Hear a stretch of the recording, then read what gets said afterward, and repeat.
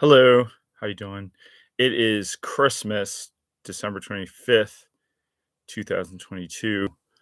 Um, I'm dressed quite warmly because there's a problem with the furnace.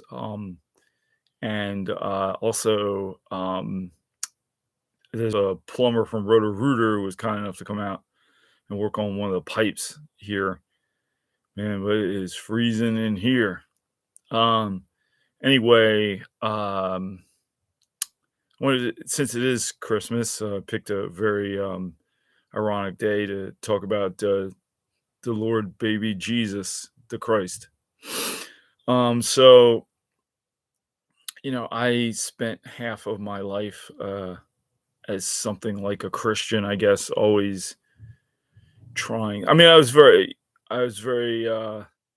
interested in the whole love your enemy as yourself and love your enemies, pray for those who persecute you. Uh, um, the Even, if you think about it, Jesus would have been a very, very radical individual. Um, I don't believe he believed in, and I'm saying it as if he existed, which I'll get to in a moment, but he didn't believe in any private property. I don't think he owned any property.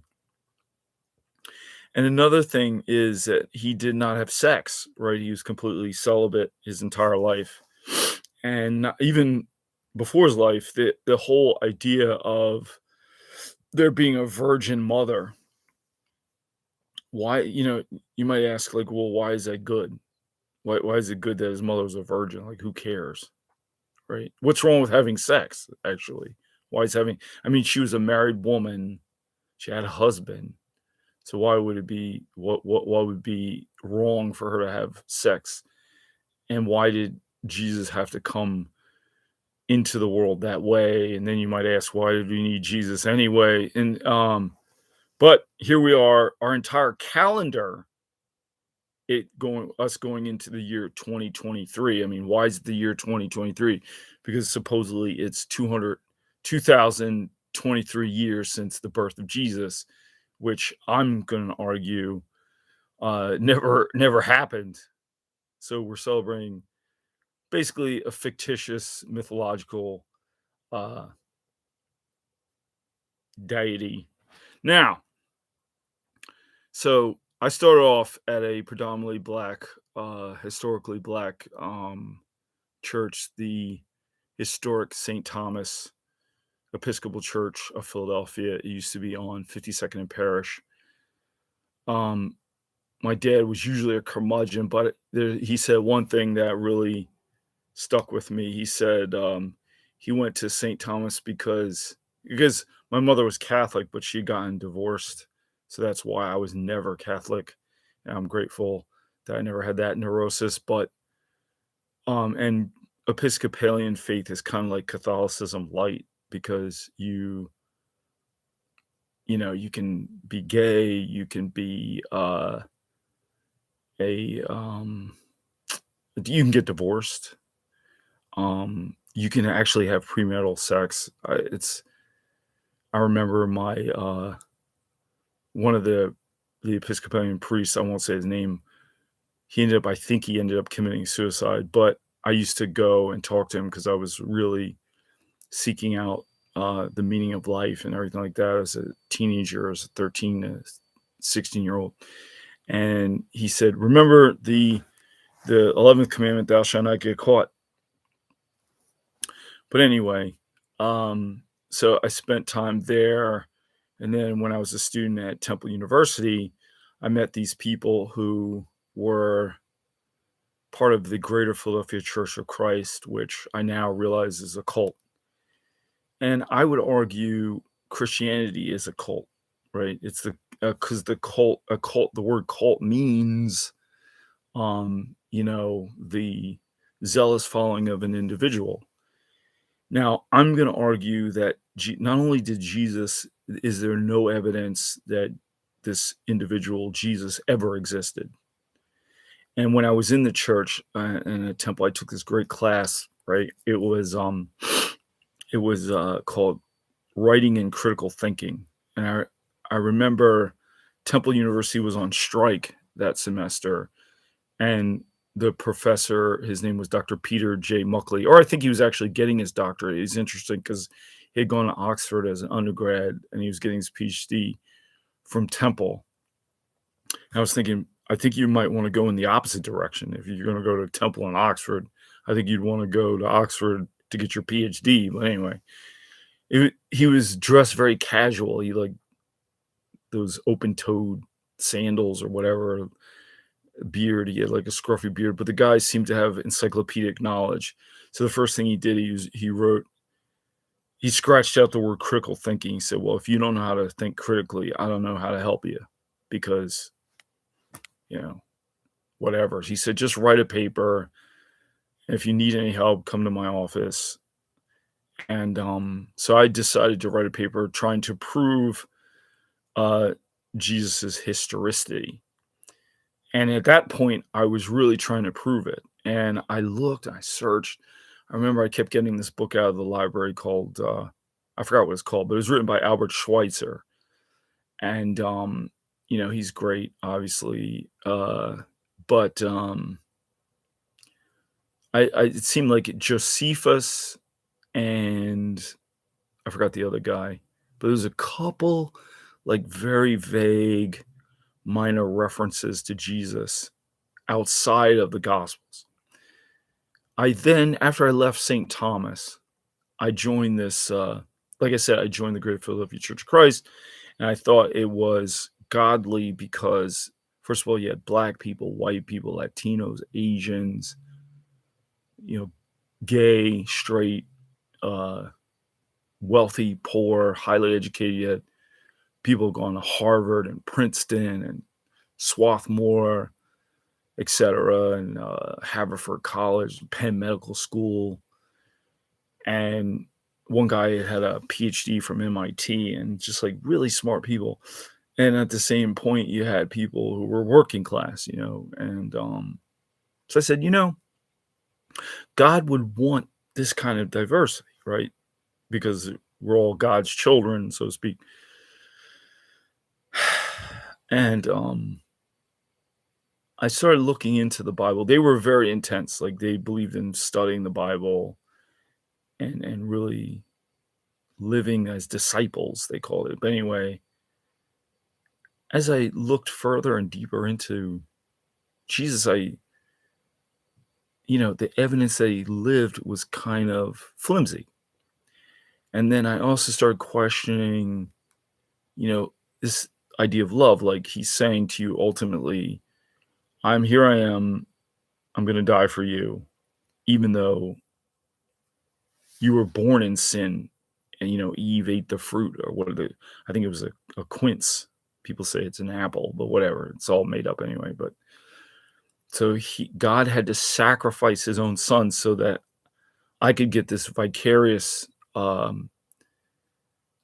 forgiveness, which is ridiculous. Like we're vicariously punished because of Eve, and then we're vicariously forgiven because of Jesus. Okay. But is that really love? Like hell? Like he's basically saying, if you don't love me back, I'm going to condemn you to eternal damnation. You're going to go to hell. Now, what's loving about that? Then I started more recently. So I haven't really gone to church since about 1999. But I still think about Christianity. I mean, one of the things that I noticed is, well, I didn't notice, but I used to listen to a lot of the debates online with Richard Dawkins and, highly educated Christians like John Lennox, who I believe is a mathematician. He was a professor at Oxford. He's a devout Christian. And then, of course, there's Christopher Hitchens, and then there's the Richard Dawkins and so forth like that. I don't necessarily agree with all atheists, Daniel Dennett and those guys, Sam Harris. I particularly don't like Sam Harris and his views, because even if you're not a Christian or you're an atheist, And of course, there's many other religions, but I'm of course most familiar with Christianity.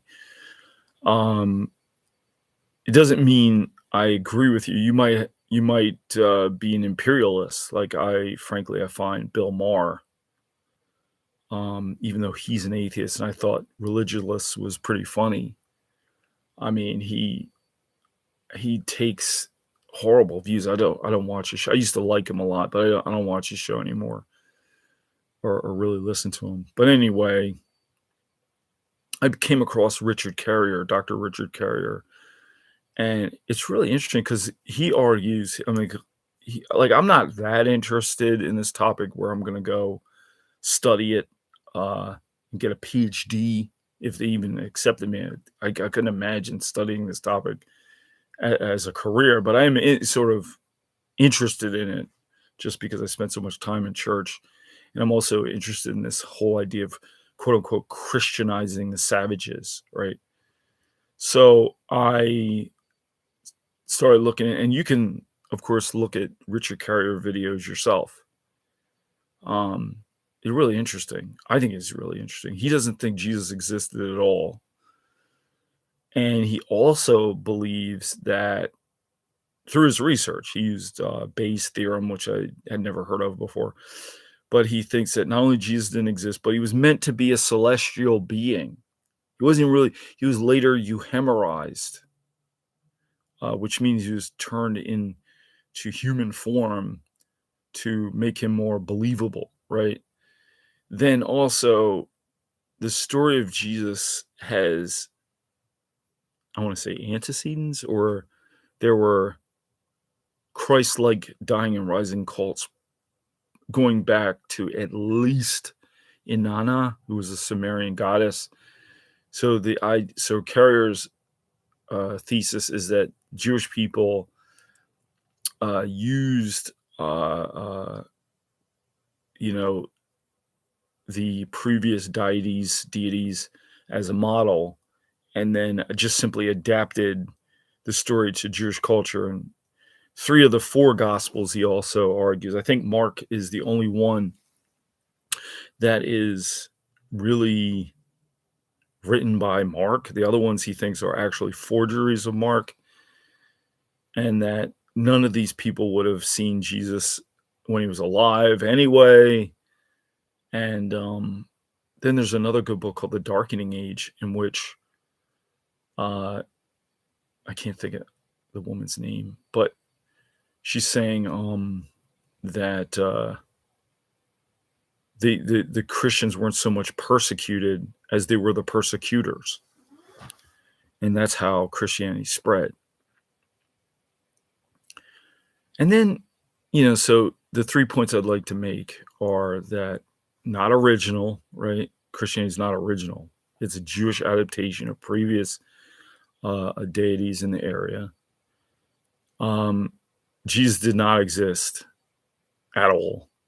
And on some level, I think we all know he didn't exist. So, there was no virgin birth. I mean, Jesus' life defies all physics and biology and everything like that, which the people who were alive who wrote this story would not have understood at all. And I would also argue that the story is not moral, and that the deity, the God of the Bible, Yahweh or whoever, is not moral either. I mean, he's a bit of a nut, actually, a sociopath, homicidal, genocidal sociopath. And the whole impregnating Mary, who was a married teenager, is highly suspect as well. But it's your opinion that matters. You have to come to your own conclusions. That's mine. So now I sort of look to astrophysics and the fact that I view myself as like a primate, has linguistic capacity, and I'm good with that. Like I find solace in that, being a part of nature. And I think that morality is both innate and universal. It is not a matter of Christianity or Islam or Judaism or any of that stuff. That's not where it comes from. We are born much like we have a universal generative grammar. We probably have a there's probably a universal generative morality, which is articulated in the book by Mark Hauser, even though he was fired from Harvard in his book Moral Minds, or John McKell, who's over at Georgetown Law School, I think, still. He wrote Elements of Moral Cognition. I looked that book up on Amazon recently. It costs a lot of money now. I was lucky to get a reasonably priced copy of it several years ago. And I'm holding on to that thing. It's really interesting. For me, it's a no brainer that morality doesn't come from Jesus. Morality comes from ourselves. We're born with it, and then certainly there's nature and nurture. But I think unless you're a sociopath or a psychopath, probably a psychopath, you have some sense of right and wrong, right? And I don't think we needed the Bible to tell us, like, don't murder people, don't steal. We kind of know that, right? So once again, this is Joe Williams. I'm freezing over here, and these are the topics that really interest me: religion, race, class, war, uh, um, those kind of deep, really important, I would say, most important issues. I'm not a trained philosopher or anything like that. I consider myself a bit of a pragmatist. I'm a clinical social worker, but I like to think about, in which I think we're kind of like little philosophers in our own right, because we take on very difficult questions, existential questions, and that's just my view. Like I'm not gonna. First of all, I find that you can't convince. I very much not able to convince people to change their beliefs, and there's no punishment if you don't agree with me. Very much unlike Christianity, where there's no eternal damnation if you don't agree with me. Uh, and I encourage freedom of dissent and thought and different opinions. All right. Thank you so much, and Merry Christmas.